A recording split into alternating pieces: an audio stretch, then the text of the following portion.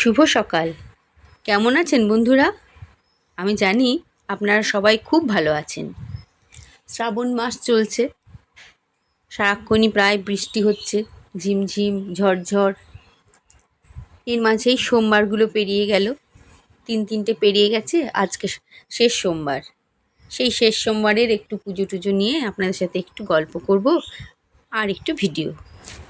আমি যেখানটায় থাকি এটা কোলফিল্ড এলাকা, রানীগঞ্জ কয়লাখনি অঞ্চলের একটা অংশ।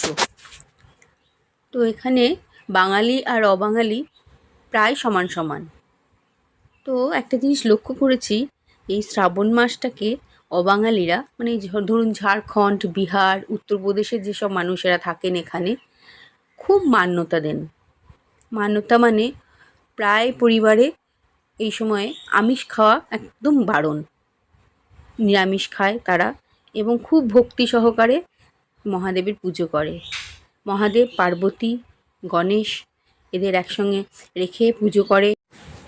আবার ধরুন যেখানে শিবলিঙ্গ আছে সেখানে শিবলিঙ্গকে খুব সুন্দর করে সাজিয়ে গুছিয়ে খুব ভক্তি সহকারে এনারা পুজো করেন দেখেছি। আরেকটা জিনিস খুব লক্ষ্য করেছি, এনারা পুজো করতে যাওয়ার আগে খুব সুন্দর করে সাজেন। আমরা কি করি, তাড়াহুড়োর মধ্যে যেমন তেমন একটা শাড়ি পরলাম, রুখুসুকু ভাব, চলে গেলাম পুজো করতে। প্রায়শ বাঙালিরই তাই করেন। কাছাকাছি মন্দির হলে তো আরোই মজা, একেবারে ঘরে সাধারণ শাড়িটা পরে কোনো রকমে স্নান সেরে এক ঘটি জল নিয়ে গিয়ে ঢেলে চলে আসলো। কিন্তু এদের দেখেছি খুব সুন্দর সাজগোজ করেন, একদম পূর্ণ মাত্রায় সাজগোজ করে তারপর মন্দিরে গিয়ে তারপরে মহাদেবকে পুজো করেন। আর আমাদের বাঙালিদের তো পুজো মানেই লাল পাড় সাদা শাড়ি, তা আমিও লাল পাড় সাদা শাড়ি পরেই প্রতি বছর পুজো দিতে যাই। কিন্তু ইদানিং জানলাম যে মহাদেবের পুজোতে নাকি সুগন্ধি মেখে যাওয়াটা একটা দস্তুর। সুগন্ধি মেখে নাকি মহাদেবের পুজো করতে যেতে হয় এবং সাজগোজ করে। তাই আমিও বেশ সুগন্ধি টুগন্ধি মেখে এবছর প্রথম পুজো করতে গেলাম।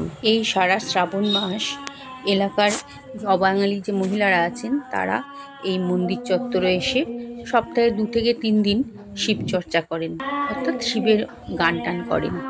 আর প্রত্যেক সোমবার একেবারে বাদ্যযন্ত্র মাইক টাইক নিয়ে বসে যান তারা সব গান করতে। শুনতে পাচ্ছেন পিছন দিক দিয়ে গানটা হচ্ছে। এখানে দেখুন মহাদেবকে আর পার্বতীকে একটা রঙিন সুতো দিয়ে বেঁধে রাখা হয়েছে, আর পার্বতীকে খুব সুন্দর সাজানো হয়েছে। আর এই মহিলাকে দেখুন কি সুন্দর সেজে গুজে পুজো করতে এসেছেন। হাতে আবার একটা 4 বাটির জিনিস, ওটার মধ্যে পুজোর সমস্ত সামগ্রী সাজিয়ে নিয়ে এসেছেন। এই চত্বরে আবার আছে একটি হনুমান মন্দির। একটু দূরে এই মন্দিরের ভিতরে একটি হনুমানের মূর্তি আছে। যারাই শিব পুজো করতে আসেন তারাই হনুমানকেও পুজো করে যান। আর ওই শিব মন্দিরের পাশেই আছে লক্ষ্মীনারায়ণের মন্দির। এই 3টি মন্দির নিয়ে এই জায়গাটা এই শ্রাবণ মাসে খুব সুন্দর সেজে উঠেছে। জায়গাটা আসতে খুব ভালো লাগে, পুজো করতে যেতেও খুব ভালো লাগে। আজ তাহলে এটুকুই, আবার দেখা হবে পরবর্তী একটা ব্লগে। আজকের জন্য এটুকুই থাকুক।